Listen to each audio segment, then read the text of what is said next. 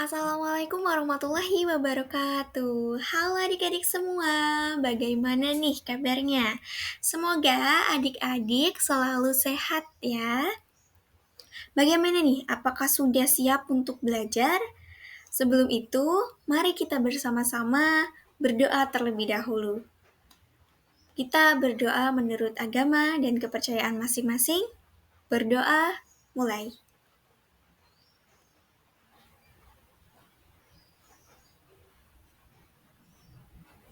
Berdoa selesai. Nih adik-adik bisa lihat video yang sudah kakak tampilkan tentang keberagaman yang ada di Indonesia. Nah, kira-kira dari mana ya asal-usul keberagaman yang ada di Indonesia? Dan juga dari manakah kira-kira asal-usul nenek moyang dari bangsa Indonesia? Apakah adik-adik tahu? Kalau belum, simak penjelasan dari kakak tentang asal-usul bangsa Indonesia. Pada mata pelajaran Bahasa Indonesia, kelas 4, bab 7 tentang asal-usul. Sebelum itu, kakak mau menyampaikan quotes dari Ali bin Abi Thalib. Orang yang suka berkata jujur akan mendapatkan 3 hal, yaitu kepercayaan, cinta, dan juga rasa hormat. Mari adik-adik semua, kita belajar untuk selalu jujur. Oke, setelah ini kita bersama-sama menyanyikan lagu wajib nasional Rayuan Pulau Kelapa.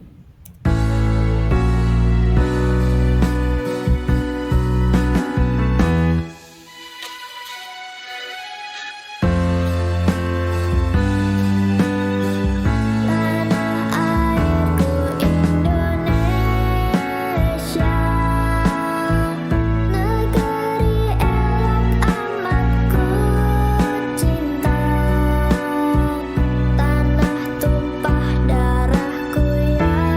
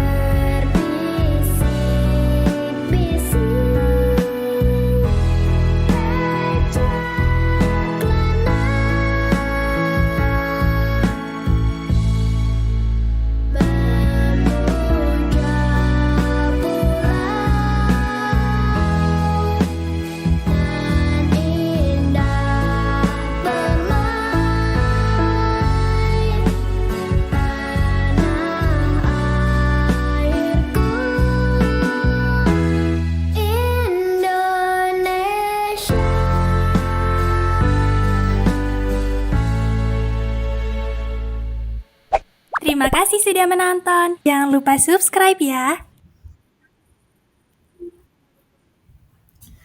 Nah, itu dia lagu dari Rayuan Pulau Kelapa. Setelah kita menyanyikan lagu tersebut, mari kita identifikasi rima yang ada dalam lagu.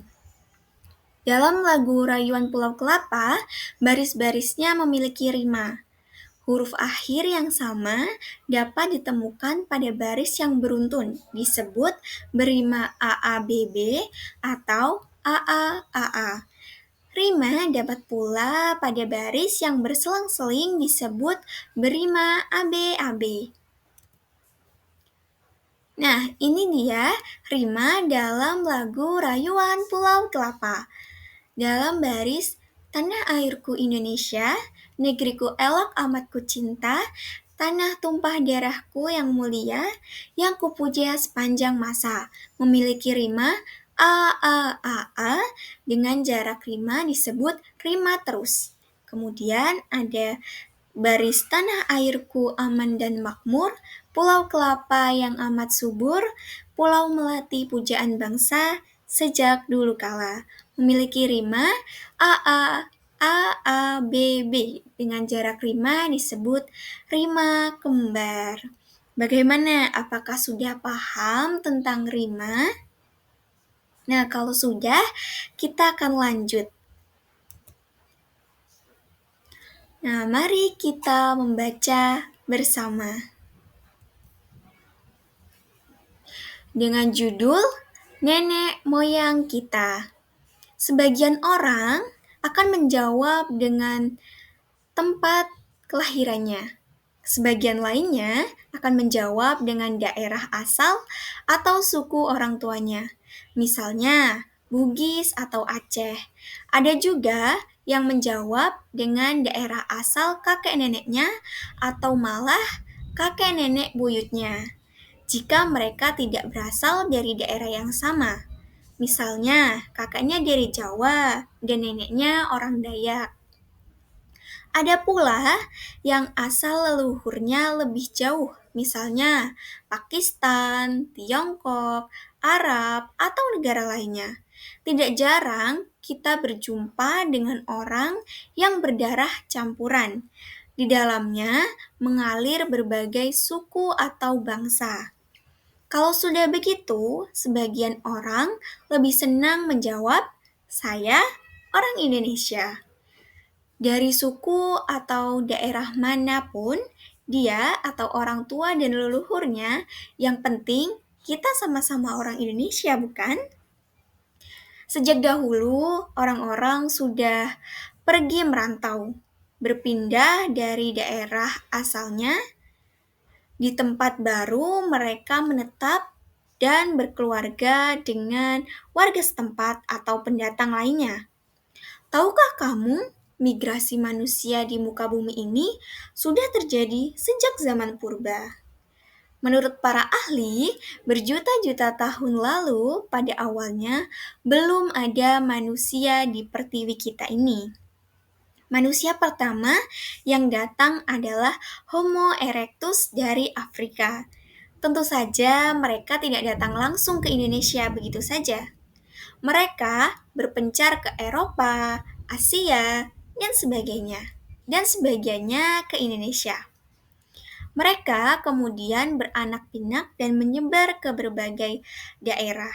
Setelah itu, ada beberapa gelombang kedatangan lagi dalam rentang waktu yang lama.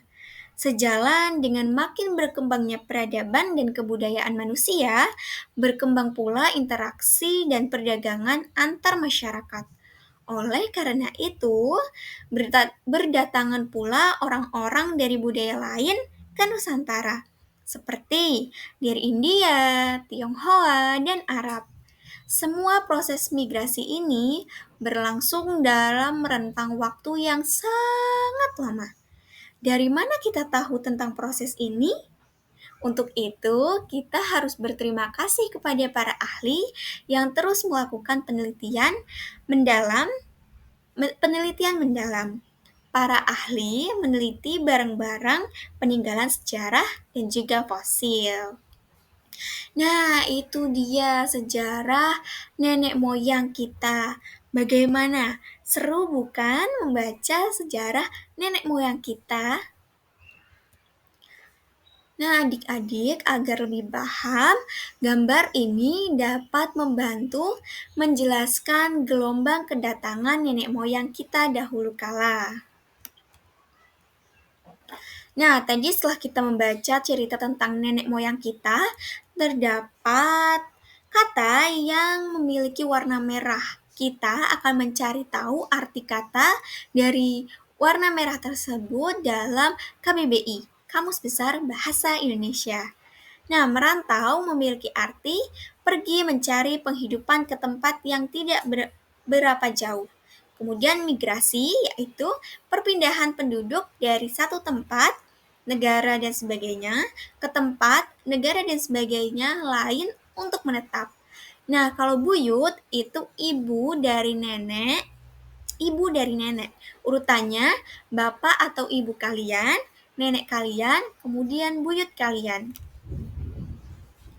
Nah, kemudian ada leluhur. Leluhur yaitu nenek moyang yang diluhurkan. Purba artinya dahulu, tentang zaman yang ribuan atau jutaan tahun lalu. Kemudian pendatang memiliki arti orang yang datang dari tempat lain untuk menetap di suatu tempat. Nah, tadi nenek moyang kita kan berasal dari luar negeri. Untuk itu, ada yang namanya kata serapan. Kata serapan adalah kosakata-kosakata buku dalam bahasa Indonesia yang diambil dari bahasa asing maupun bahasa daerah. Bahasa asing yang banyak berpengaruh antara lain adalah bahasa Sanskerta, Arab, Tionghoa, Belanda, Portugis, dan juga Inggris. Contohnya, bahasa Arab ada daftar, ilmu, nikmat, sabar. Kemudian bahasa di Belanda ada absen, kartu, permen, televisi. Tionghoa, bakmi, becak, cawan, giwang. Kemudian Sanskerta, ada desa, Jawa, negara, upacara. Inggris, diskusi, fakta, komputer, pulsa. Portugis, bendera, jendela, kereta, dan meja. Itu merupakan kata-kata serapan dari berbagai bahasa.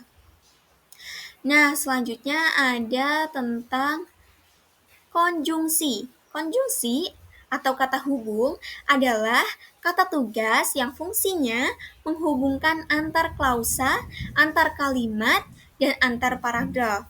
Kata penghubung antar klausa biasanya terletak di tengah-tengah kalimat, sedangkan kata penghubung antar kalimat di awal kalimat, setelah tanda titik, tanda tanya, dan tanda seru. Adapun kata penghubung antar paragraf letaknya di awal paragraf. Nah, ini ada jenis-jenis dari konjungsi. Yang pertama, konjungsi untuk menyatakan pertentangan dalam gagasan. Yang kedua, konjungsi untuk menyatakan kelanjutan. Yang ketiga, konjungsi untuk menyatakan kebalikan dari yang dinyatakan. Yang keempat, konjungsi untuk menyatakan keadaan sebenarnya. Yang kelima, konjungsi untuk menguatkan keadaan yang dinyatakan sebelumnya. Keenam, konjungsi untuk menyatakan pertentangan dengan keadaan sebelumnya. Ketujuh, konjungsi untuk menyatakan konsekuensi. Kedelapan, konjungsi untuk menyatakan akibat. Kesembilan, konjungsi untuk menyatakan kejadian yang mendahului dari pernyataan sebelumnya. Nah, adik-adik dapat mencari tahu kata-kata apa saja yang masuk ke dalam jenis-jenis konjungsi tersebut. Nah, pembelajaran kita sudah selesai nih. Mari kita melakukan refleksi apa saja pembelajaran yang sudah kita pelajari tadi. Ada rima dalam lagu, arti kata, kata serapan, konjungsi, atau kata hubung. Nah, semoga adik-adik paham dengan apa yang sudah kakak sampaikan tadi ya. Nah, untuk itu, kakak ada tugas tentang peninggalan di zaman purba. Untuk itu, adik-adik isi tugasnya dan dikumpulkan di pertemuan selanjutnya. Sekian penjelasan dari kakak, semoga dapat dipahami dengan baik. Jika ada salah kata, kakak mohon maaf yang sebesar-besarnya. Terima kasih sudah menyimak. Kakak akhiri. Wassalamualaikum warahmatullahi wabarakatuh. Terima kasih semuanya. Sampai jumpa di pertemuan selanjutnya.